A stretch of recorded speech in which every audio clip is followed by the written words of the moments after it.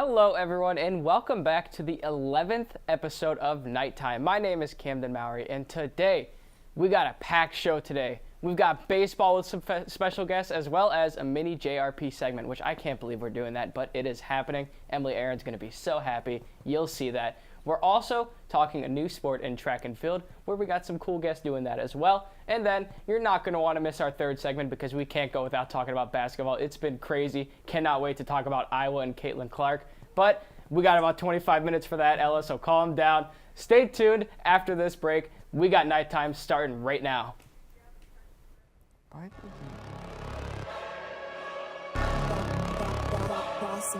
Things gon' change when I really hit the field. Undefeated chance, man, you know what's the deal. Tryna find a kid, I'm in the field doing drills. Boy, you just a sucker, you ain't never keep it real. 3 rings in my hand, I'm a warrior to the max. When I hang it up, they gon' have to give me plaques. Step up in the building and I only bring the facts. When I make a highlight, they gon' replay, run it back, okay? Always locked in, I don't got time to lax. Saying he the best, he could take a lap. Batted 1,000 when you check the stats. Boy, is you ready? You ain't gotta ask.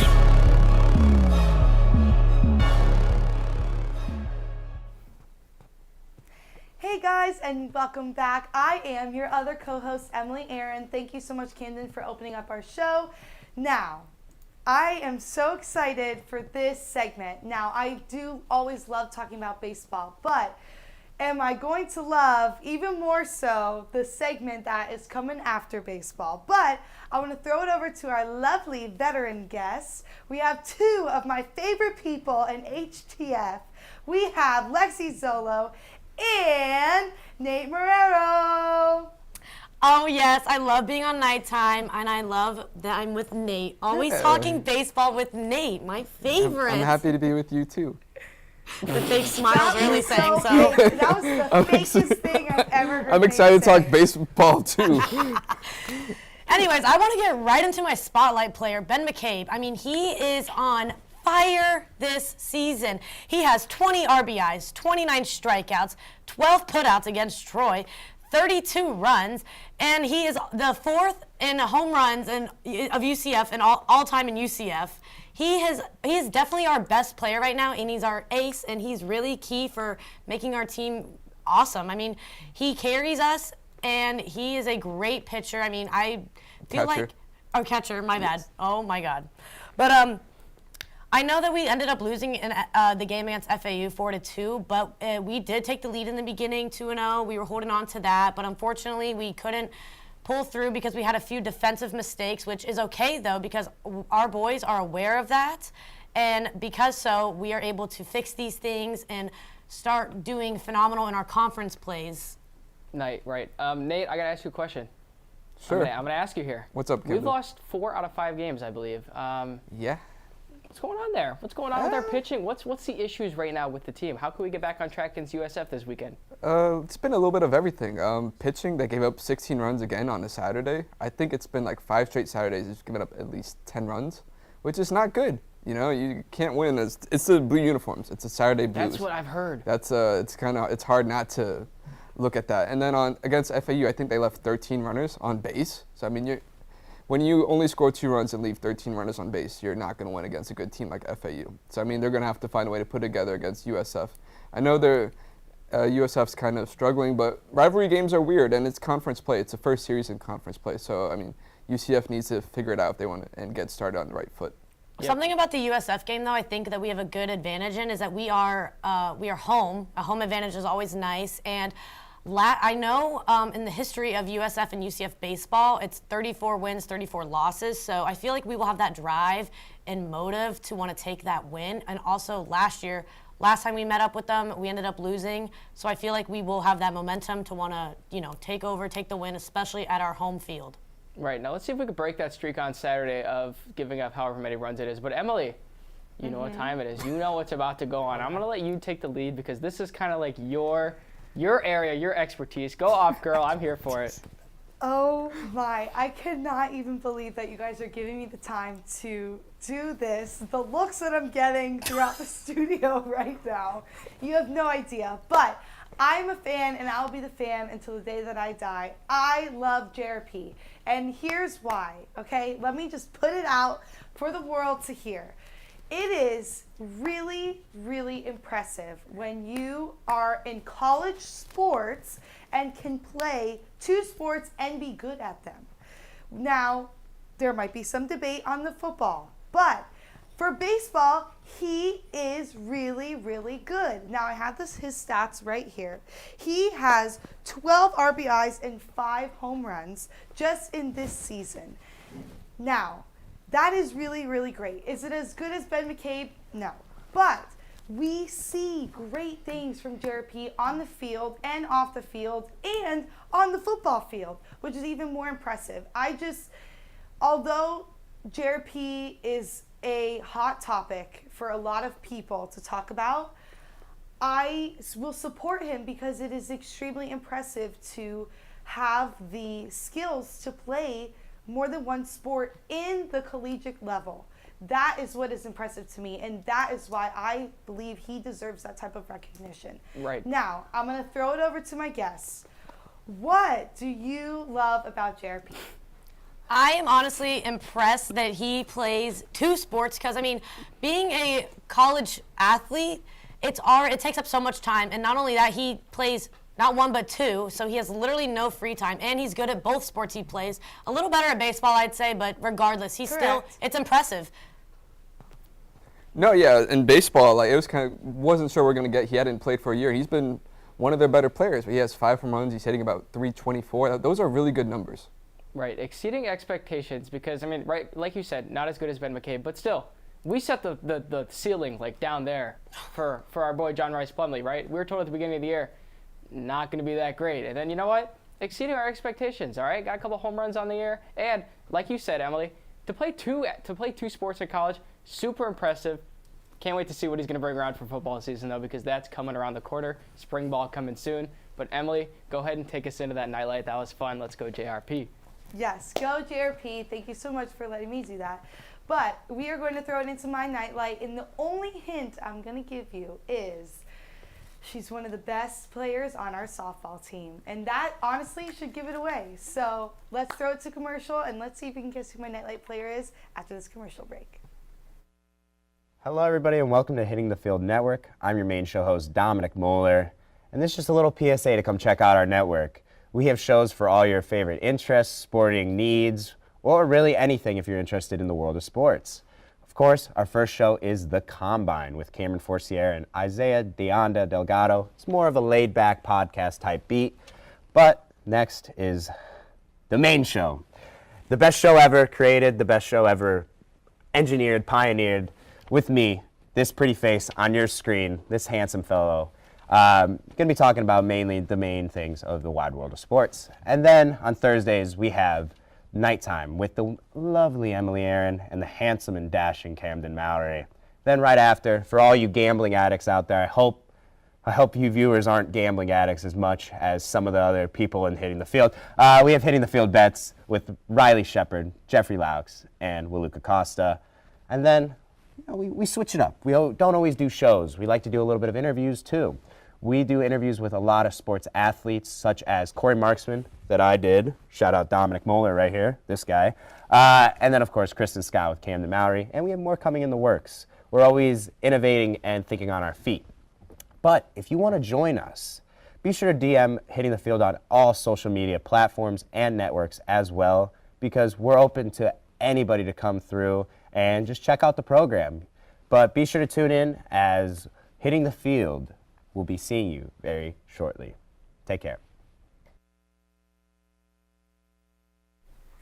Hello, everybody, and welcome back. If you haven't guessed my nightlight, it is the one and only Jada Cody. She is a junior on our softball team, and in 2022, she was named first team All-American by D1 Softball and named second team All-American by Softball America. She has 17 RBIs and 5 home runs. She is honestly, truly one of our greatest players on our softball team, and I am just so excited to see what else she can bring to the table.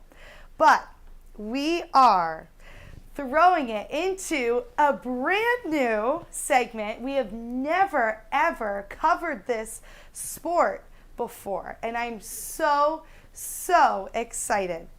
Now, I did do this sport in high school, so I'm really excited to talk about track and field. I'm so excited. So let's throw it over to our guests over there on the couch. We have Kiersten and Tyler over there on the couch to talk some track and field. How are you guys doing? I'm doing pretty good. How are you, Tyler? I'm feeling great, you know.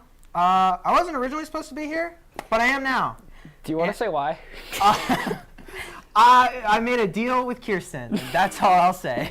Yeah, Emily, I didn't know that you did track and field in high school. That would have been awesome to know. That's so cool. I didn't know you did that. Dang, we're learning something new every single day. So I did. Let's go ahead into this, Kiersten. You told me I'm going to school you today, and I cannot wait to see it because we've got to talk about track and field, and we've got Emily's quiz. So what's going on in track and field right now? We got some girls that are kind of leading the way for us. Tell me about them, Kiersten. Listen, if there is one thing I want to talk about, it is girls who just kill all the time. They just are amazing. The first person I want to highlight is Jasmine Scott Kilgo. She set a new program record this week with her 13.29 meter triple jump, and she ended up winning the event. It was at the Night Invite event that happened over the weekend. And she is actually the only athlete in the nation to be in top 5 for both triple and long jump.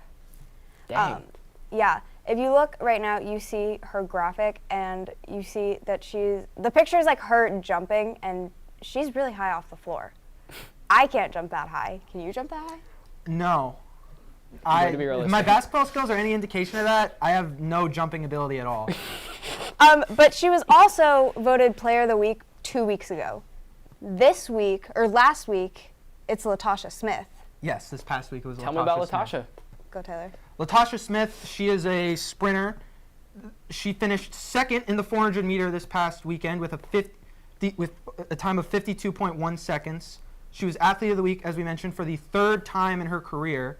She also finished 3rd in the 200 meter with a personal best of 52.7 seconds.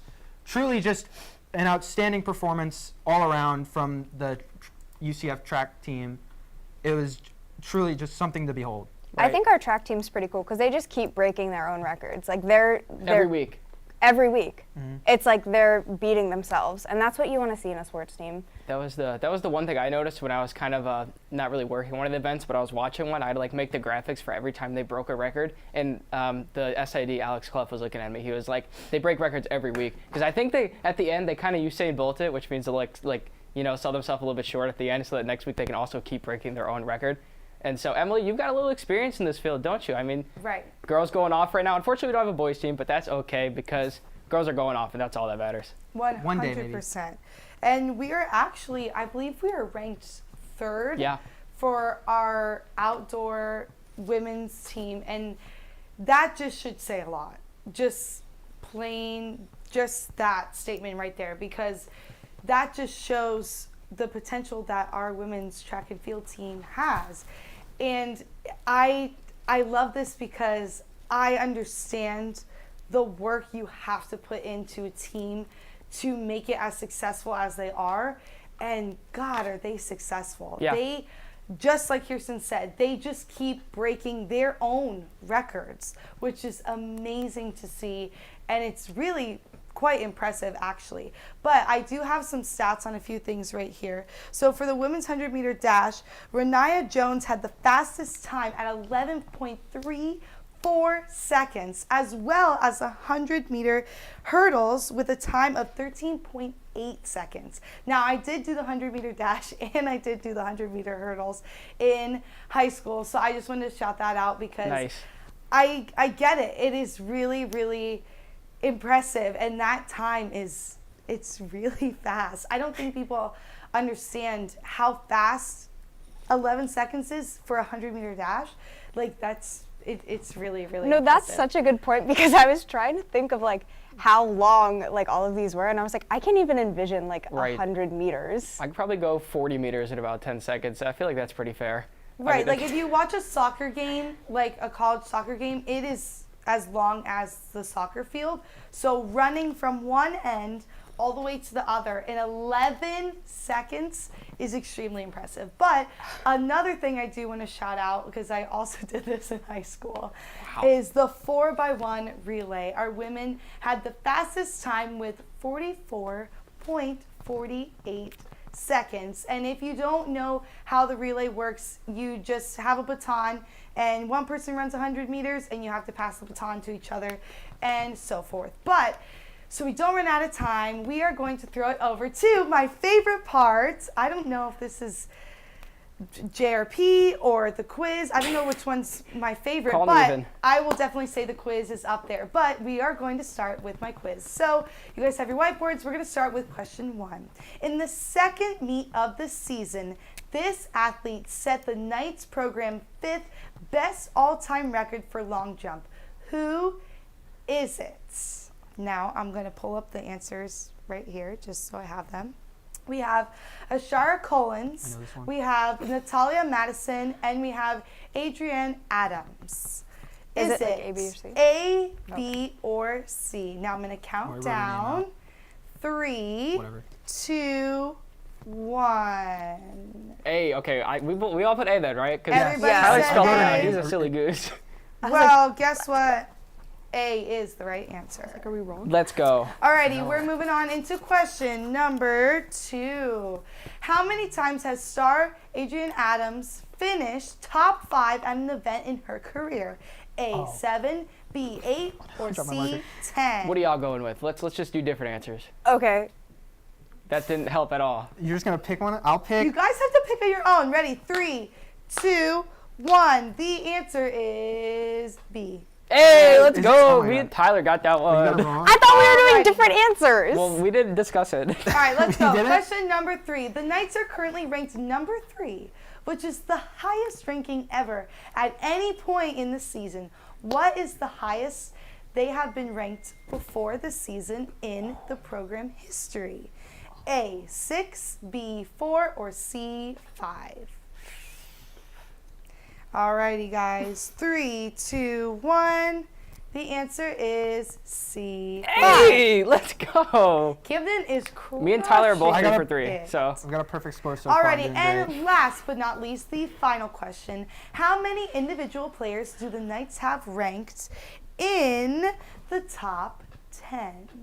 Is it A, 7, B, 5, or C, 6? Alrighty, 3, 2, 1. This is a shot in the dark. I went B. And the answer is C, 6. I didn't get I it. got it. Let's go. Dang, those were good questions, Emily. I was, Yeah, well, gonna thank say. you to I did my better than I class thought I because would. she Honestly, wrote I'm the impressed with questions this myself. week. Yeah. Hey, solid game out of all of us. I'm going to go ahead and take us into our nightlight real quick. It is a team that we didn't get to talk about this week, but that's okay because that's why we do the night lights.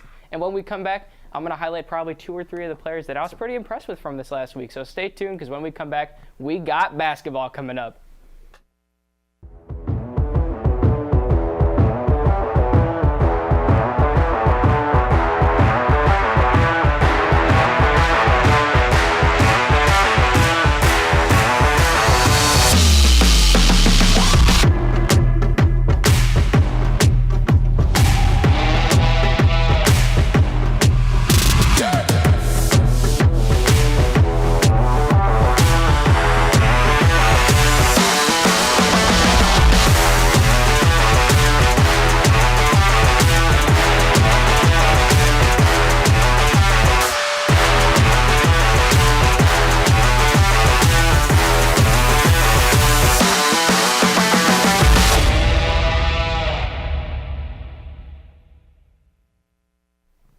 Well, like I said, we didn't get to talk about this team throughout this week because we kind of got rid of that segment for track and field, but that's okay because we're talking about the men's tennis team. That's what I'm talking about. They got a win last week against I don't even remember who, but we're going to focus on Leighton Cronje, we're going to focus on Boggy Pavel, and we're going to focus on Andrew Montana's favorite player, Mehdi. What's your nickname for him, Andrew? Because I forget, but that guy's your boy, isn't it? The Moroccan Miracle. Moroccan Miracle. That's Yeah. that's Mehdi right there, and that's what this men's tennis team is doing. They're scrapping together a couple wins. I believe they're ranked in the top 60 right now, which is a lot better than what they were at the start of the season. So let's get into this because Tyler Brownrigg stays with us as Andrew Montana joins us.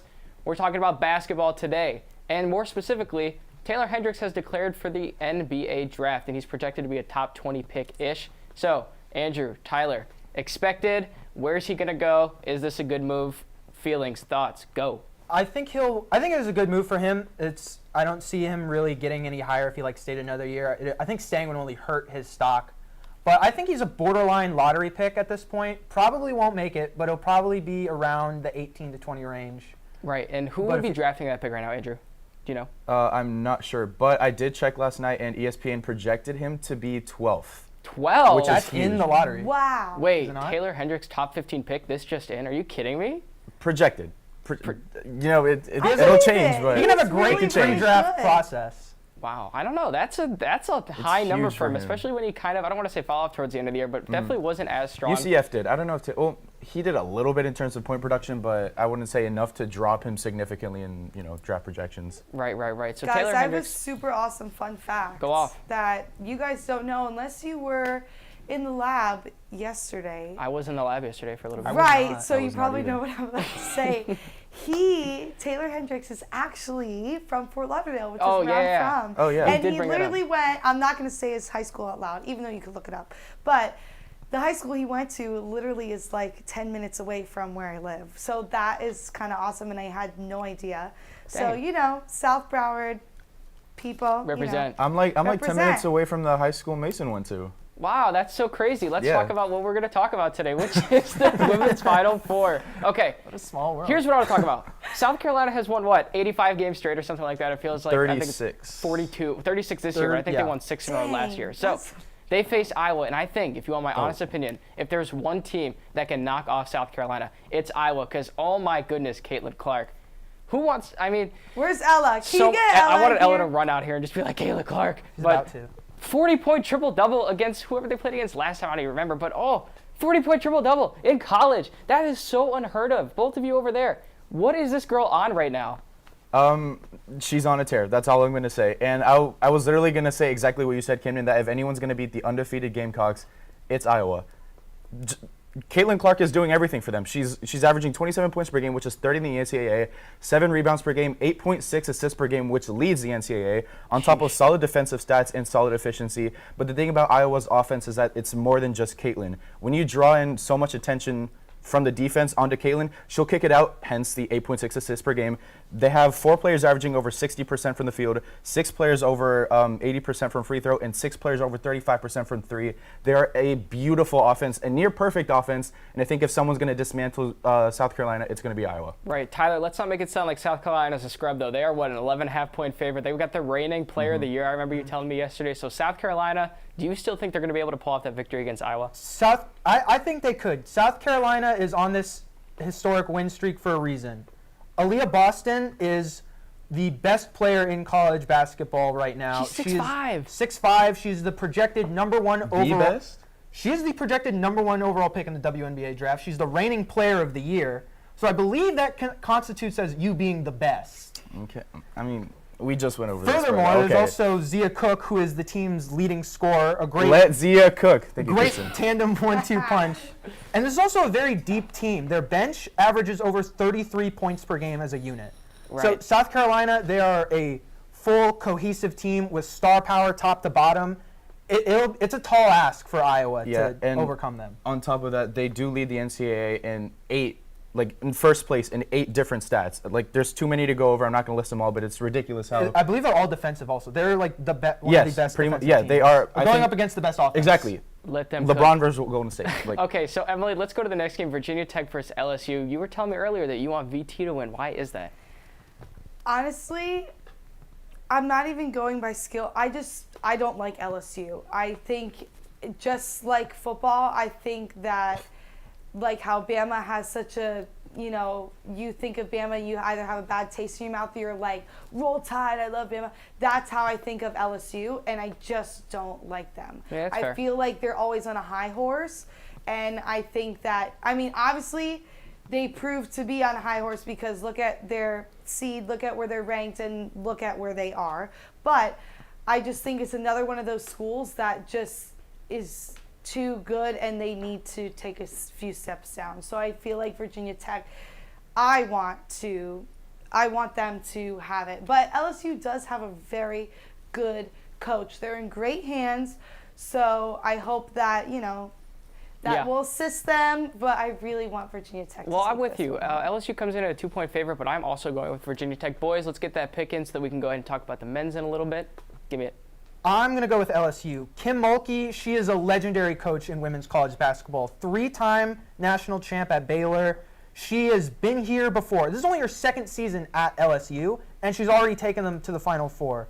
And this is a good team. Of course, Angel Reese, 32 career triple-doubles to her name. Sheesh. They're a talented team for a reason, and they're, I think, going to pull off the upset, even though it's not much of an upset. I'm going to agree with Tyler. I'm going LSU. And like Emily said, you either like them or you don't. I like them because they gave us the one, the only Ben Simmons. Let's go.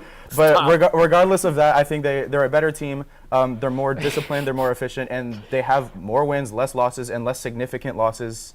They only lost to South Carolina and Tennessee, if I'm not mistaken. Sheesh. I'm rolling with the Tigers. Yeah, Ben Simmons needs to retire, by the way. But let's go and talk He about does. the men's. The 4 left, everyone had it, just like everyone predicted. We've got UConn, we've got Miami, we've got San Diego State, and we've got FAU. So I'm going to start with this game. Where do I want to start? Let's start with UConn, because I feel like that's the easier pick, at least for me. I'm going with UConn. Sorry, Phil. I know you're like, you need to wear the clown nose because Miami's been on a tear, blah, blah, blah. I don't know. UConn's been playing like the best team in the tourney right now. I'm going with UConn to win. Emily, how about you? I disagree with you. Okay. I'm taking Miami. I mean, Listen, that's where I'm from. I'm a Miami girl. I'm not actually from Miami, Fort Lauderdale, but I'm Close sticking enough. with what I know, and that's Miami. And it's just like any other team. If you're from that place, you're going to root for them. And they're doing really good.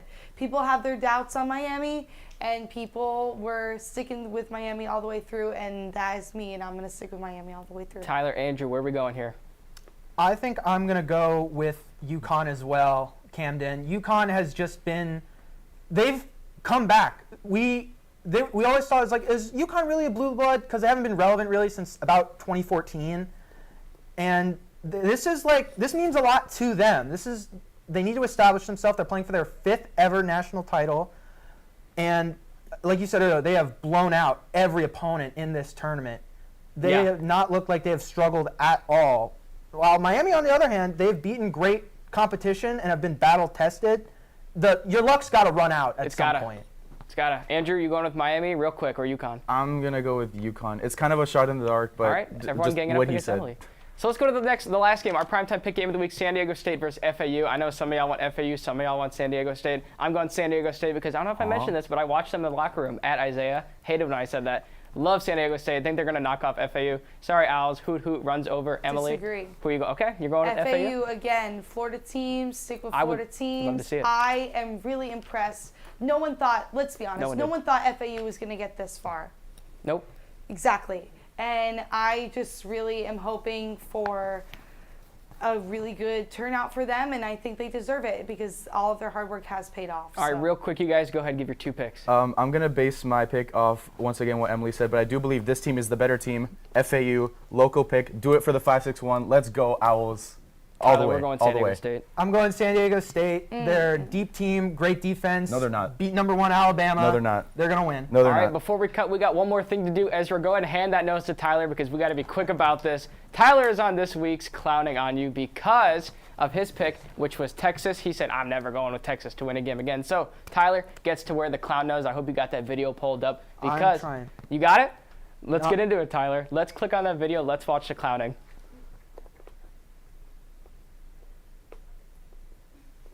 Now, Tyler, biggest Texas fan in the world. I mean, you love Texas. Are they going to be able to knock off Xavier? I mean, they got Marcus Carr, transfer from Minnesota. You're a big Minnesota guy. Absolutely not. They won't win the game. They're going to lose, horns down.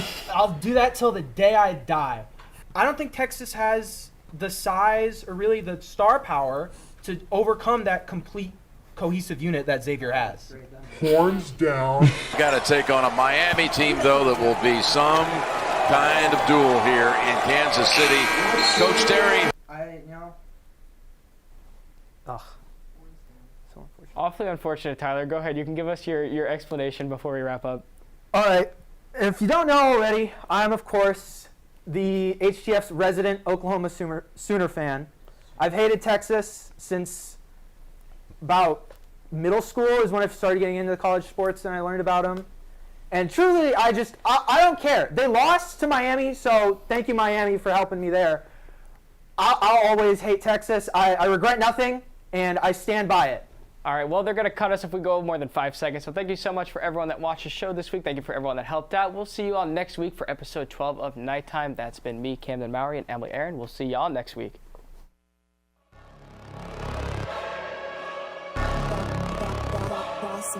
Things gon' change when I really hit the field. Undefeated champs, man, you know what's the deal. Tryna find a kid, I'm in the field doing drills. Boy, you just a sucker, you ain't never keep it real. 3 rings in my hand, I'm a warrior.